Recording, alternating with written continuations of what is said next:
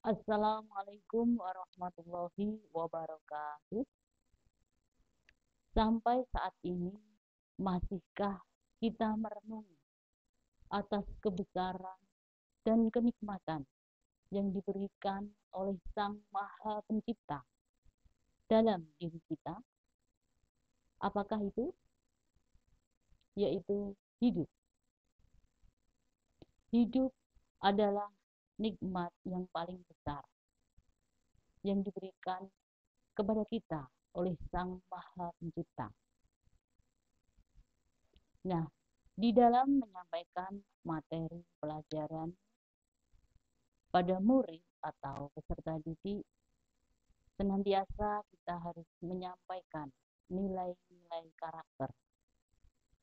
Misalnya, karakter keimanan dan ketakwaan kepada Tuhan Yang Maha Esa.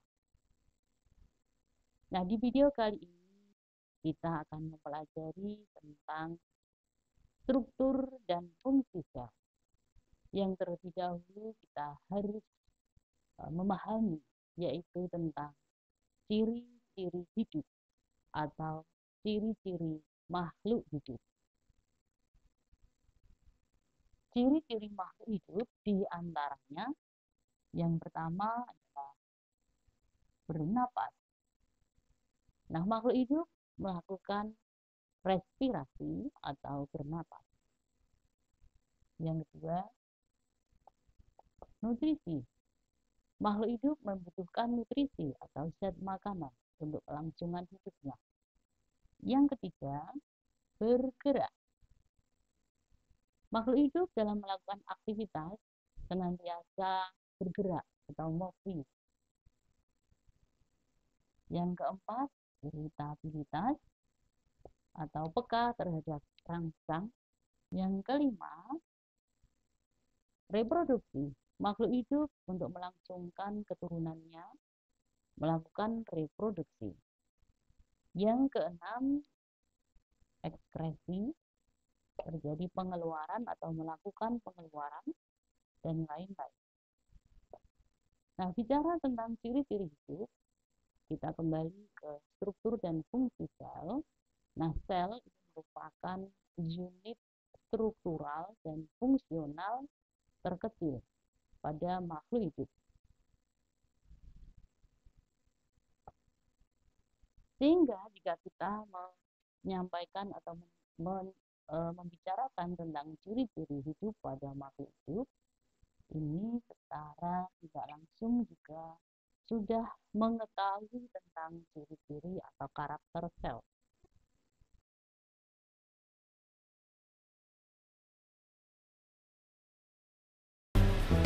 Para ilmuwan, khususnya di bidang biologi, telah melakukan penelitian tentang sel. Yang pertama yaitu Robert Hooke tahun 1665 mengamati sayatan gabus dari batang Quercus subur, menemukan ruang kosong yang dibatasi dinding sel, dinding tebal yang disebut dengan selule atau sel. Dan Robert Hooke ini memicu ilmuwan lain untuk mempelajari tentang sel. Ilmuwan berikutnya yang melakukan penelitian pada sel yaitu Anthony van Leeuwenhoek. Anthony merancang sebuah mikroskop kecil yang berlensa tunggal. Mikroskop itu digunakan untuk mengamati oleh Anthony pada air rendaman jerami. Dan Anthony dalam pengamatan tersebut menemukan organisme yang bergerak-gerak di dalam air. Ilmuwan berikutnya yaitu Jacob Schleiden dan Theodor Schwann. Dia melakukan penelitian pada sel hewan dan menyimpulkannya.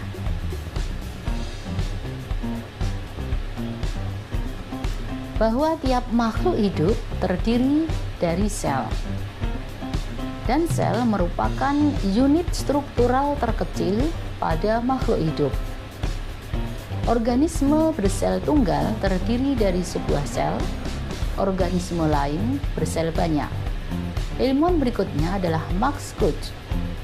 Dia menyatakan protoplasma merupakan dasar fisik kehidupan. Protoplasma merupakan bagian penting sel, tempat berlangsungnya reaksi kimia makhluk hidup. Dan muncul teori sel bahwa sel merupakan kesatuan fungsional makhluk hidup atau kehidupan. Selanjutnya adalah Rudolf Virchow. Dia menyatakan omnicellulae ex cellulae, yang artinya semua sel berasal dari sel sebelumnya. Sel sebagai unit pertumbuhan makhluk hidup.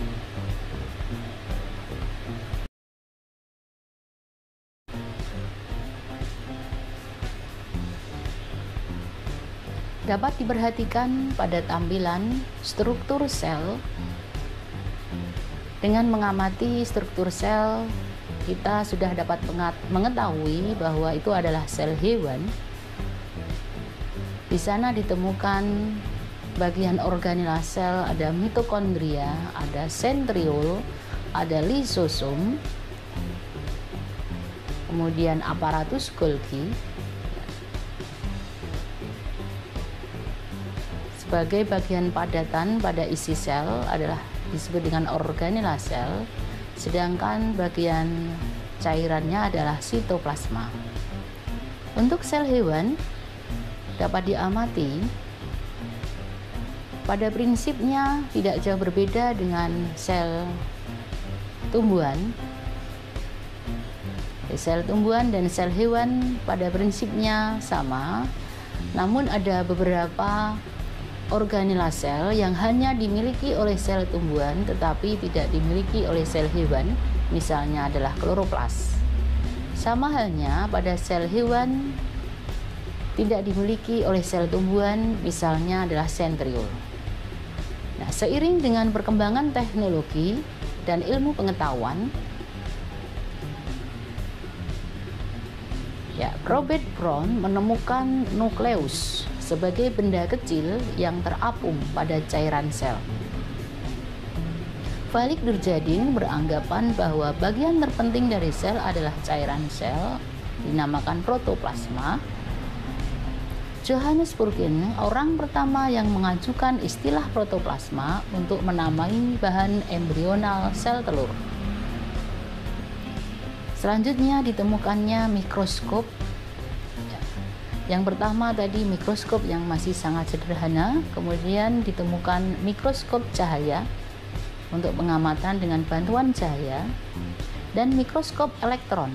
Terdapat dua macam, yaitu SEM, Scanning Electron Microscope, untuk mengamati secara detail permukaan sel, dan TEM, Transmission Electron Microscope, berfungsi untuk mengamati struktur internal sel secara jelas. Dapat diperhatikan pada gambar, mulai penemuan mikroskop pertama kali masih sangat sederhana dengan satu lensa atau lensa tunggal. Kemudian mikroskop cahaya, ini hanya dengan cahaya bisa dapat digunakan untuk pengamatan, dan mikroskop yang jauh lebih canggih yaitu mikroskop elektron.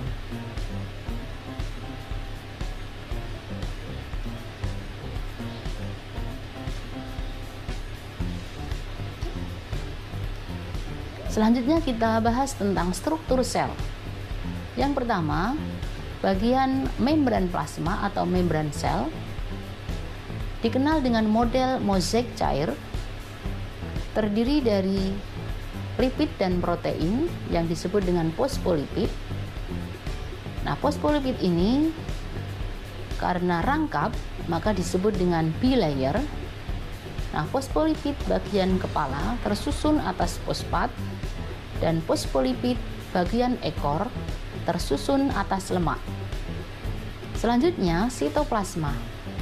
Sitoplasma merupakan materi pengisi inti dan selaput plasma.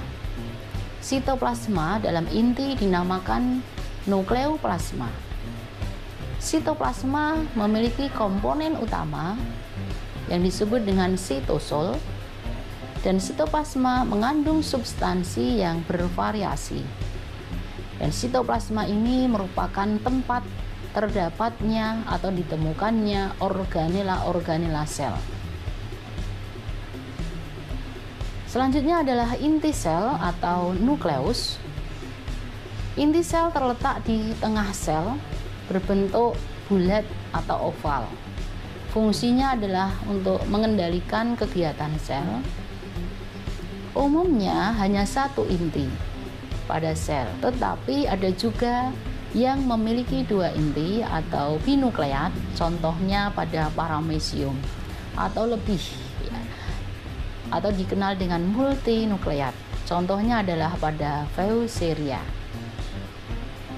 Fungsi nukleus yang pertama untuk mengendalikan proses metabolisme sel, dua, menyimpan informasi genetik atau gen, tiga, untuk mengatur ekspresi gen, dan empat, tempat replikasi dan transkripsi gen.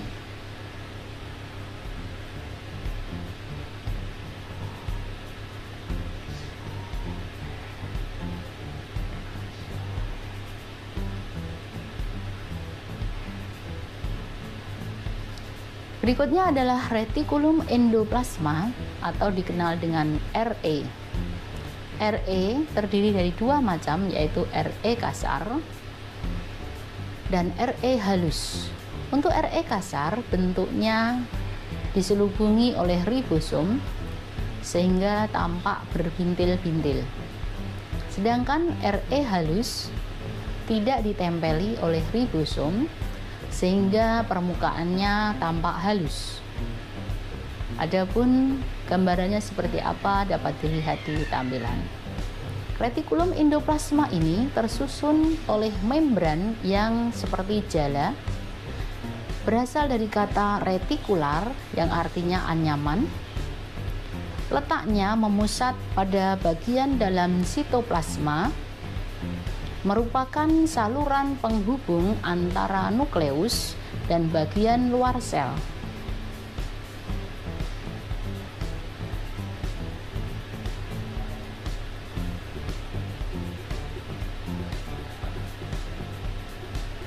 Adapun fungsi retikulum endoplasma yang pertama adalah untuk mensintesis lemak dan kolesterol yang dilakukan oleh RE kasar dan RE halus. Dua, menampung protein yang disintesis oleh ribosom untuk disalurkan ke kompleks Golgi dan akhirnya dikeluarkan dari sel, ini oleh RE kasar. Tiga, transportasi molekul dari bagian sel yang satu ke bagian sel yang lain oleh RE kasar dan RE halus. Dan yang keempat, menetralisir racun atau detoksifikasi. Berikutnya adalah mitokondria, sering disebut juga dengan the powerhouse of cell. Bentuknya bulat, panjang seperti tongkat, dibatasi dua lapisan membran yang kuat, fleksibel, dan stabil. Membran dalam berbentuk lipatan disebut krista. Nah, ruangan dalam berisi cairan matrik mitokondria yang kaya enzim pernapasan dan fungsinya sebagai organela untuk respirasi sel. Berikutnya adalah organela ribosom, merupakan struktur paling kecil dalam sitoplasma. Ada yang bebas, ada pula yang terikat pada retikulum endoplasma, dan peranan ribosom sebagai tempat dalam sintesa protein.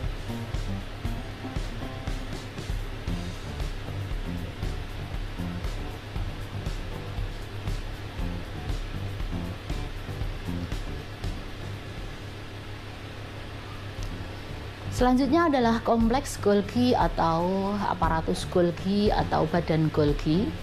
Dijumpai pada hampir semua sel tumbuhan dan hewan. tersebar dalam sitoplasma merupakan komponen terbesar dalam sel.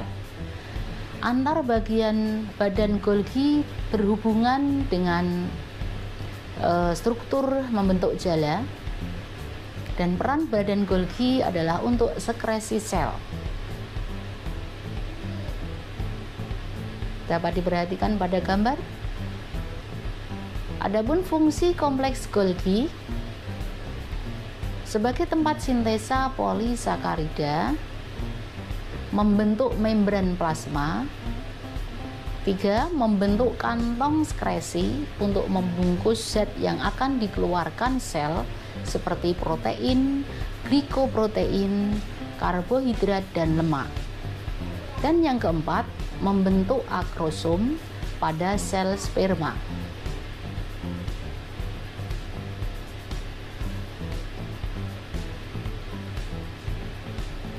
Berikutnya lisosom. Lisosom ini merupakan membran kantong kecil yang berisi enzim hidrolitik yang disebut dengan lisozim. Berbentuk agak bulat, dibatasi membran tunggal. Terdapat pada semua sel eukariotik, terutama sel yang bersifat fagositik.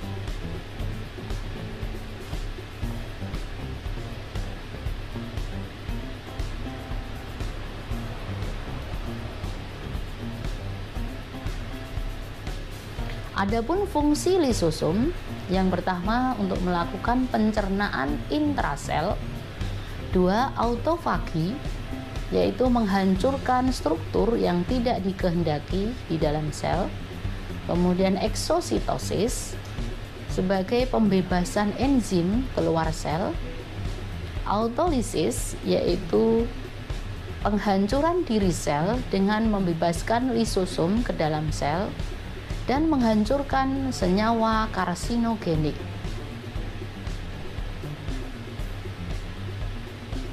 Berikutnya kloroplas.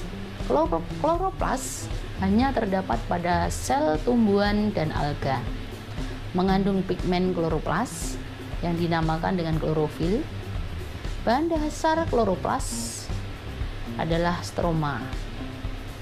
Tempat berlangsungnya fotosintesis yang terjadi dalam 2 tahap, yaitu reaksi terang pada grana dan reaksi gelap pada stroma.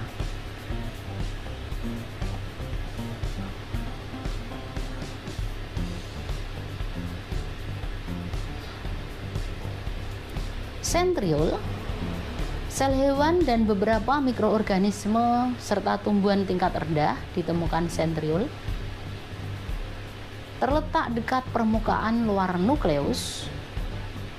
Sentriol ini terdiri dari sebaris silindris 9 mikrotubula dan berperan dalam pembelahan sel.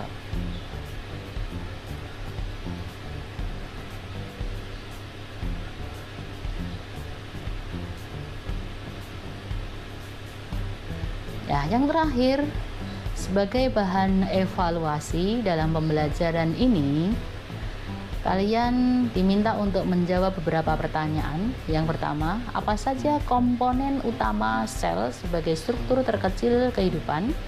2. Apa yang Anda ketahui tentang fosfolipid bilayer? 3. Apakah fungsi retikulum endoplasma? Dan 4. Apakah sel hewan dan sel tumbuhan berbeda komponennya? Jelaskan. Nah, demikian penyampaian materi untuk kali ini.